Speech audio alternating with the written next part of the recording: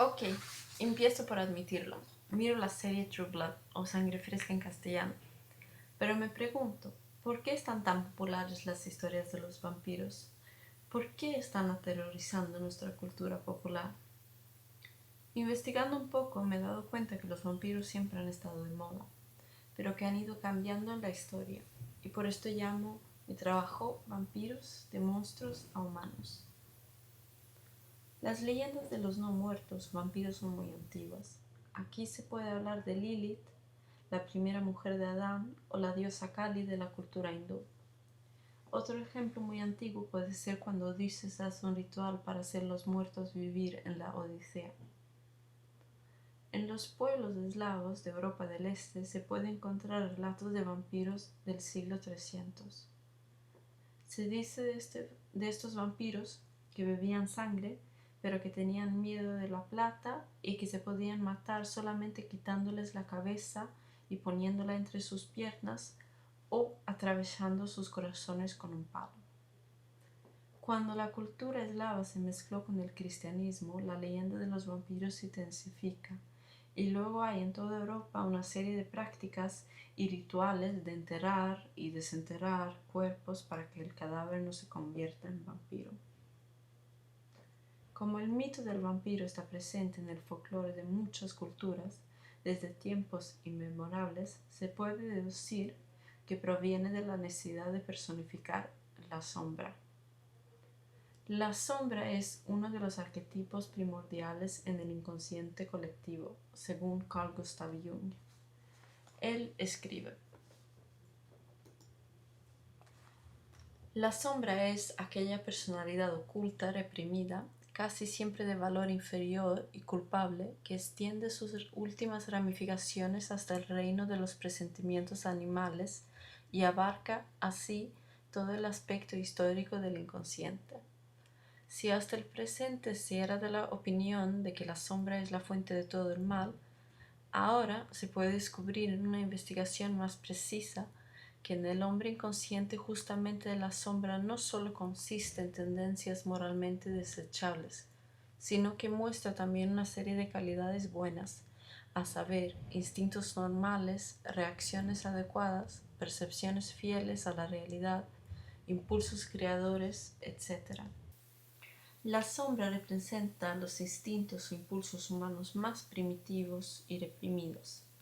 Es la encarnación del mal como entidad y una representación del lado salvaje del hombre que está en conflicto permanente con las normas sociales y religiosas.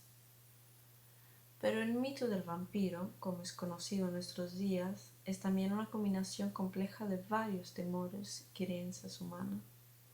Por ejemplo, habla de la atribución a la sangre de ser fuente del poderío o vehículo del alma, el temor a los depredadores y a la enfermedad, o lo inevitable, o el temor más grande del humano, que es el temor a la muerte.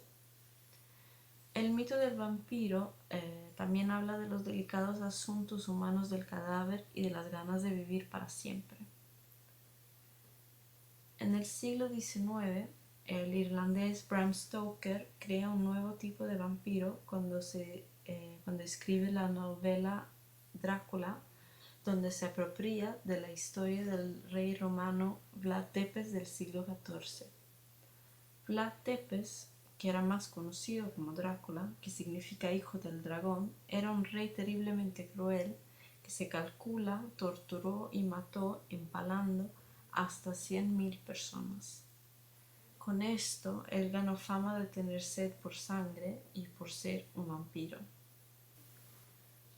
El Drácula de Bram Stoker es el primer vampiro moderno, se puede decir, y enseña una versión refinada del vampiro.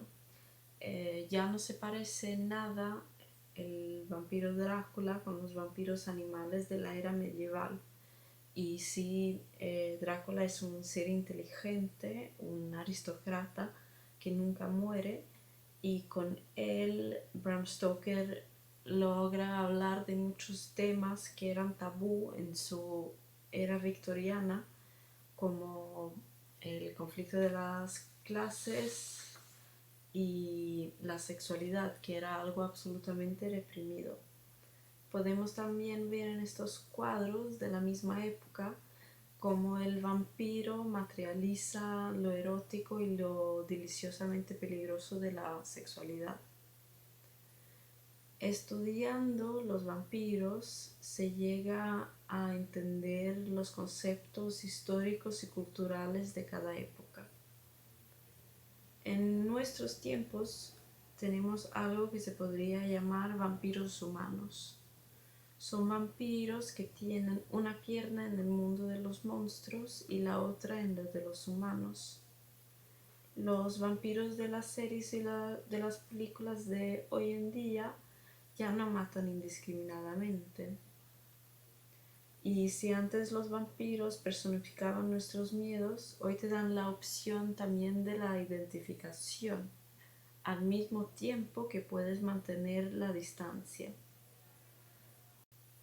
Lo que a mí me gusta de la serie True Blood es cómo hace referencias a cuestiones actuales y cómo utilizan los vampiros, los que antiguamente eran los enemigos, para simbolizar a los reprimidos.